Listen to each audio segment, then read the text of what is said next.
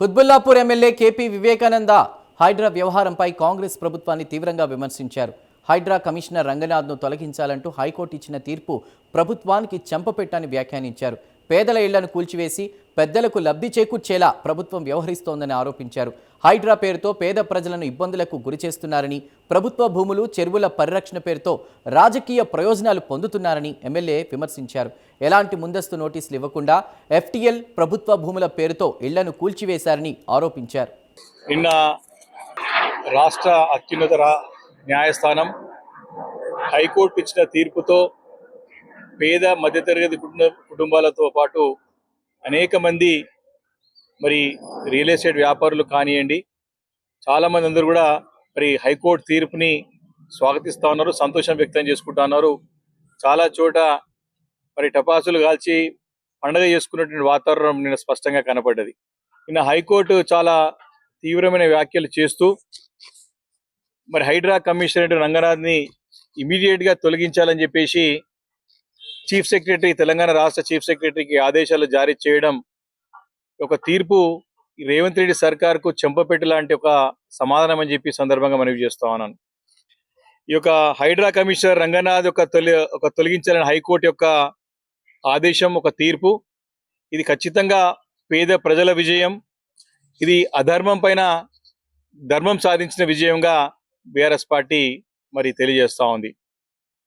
మరి యొక్క హైకోర్టు తీర్పు బీఆర్ఎస్ పార్టీ పేదల పక్షాన మరి సాగించిన పోరాటానికి వచ్చిన ప్రతిఫలంగా మేము భావిస్తూ ఉన్నాం.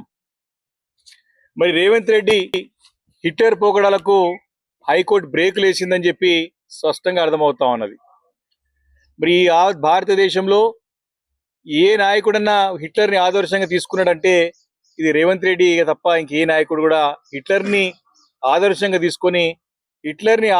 తీసుకొని ఒక సంస్థ, హైడ్రా లాంటి సంస్థని ఏర్పాటు చేసి ప్రజలను ఏ రకంగా పీడించిందో, ప్రజలను ఏ రకంగా ఇబ్బంది పెట్టిందో, ప్రజల పైన ఏ రకంగా అరాజకాలు సృష్టించిందో గడిచిన 2.5 సంవత్సరాలుగా మనం చూస్తూ వస్తా ఉన్నాం.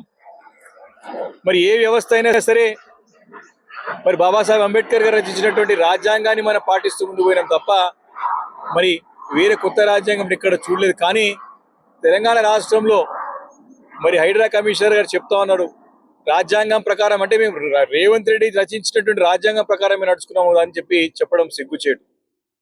మరి ఇవన్నీ కూడా ఈ శాఖ, మున్సిపల్ శాఖ కూడా మొత్తం కూడా రేవంత్ రెడ్డి గారి శాఖనే ఉన్నది అది కూడా.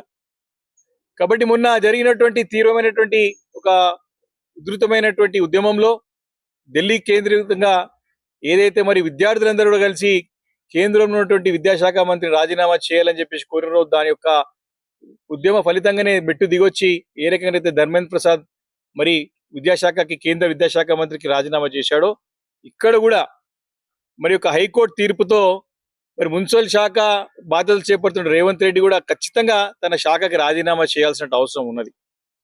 మరి ఈరోజు సమాధానం చెప్పాల్సిన అవసరం ఉన్నది.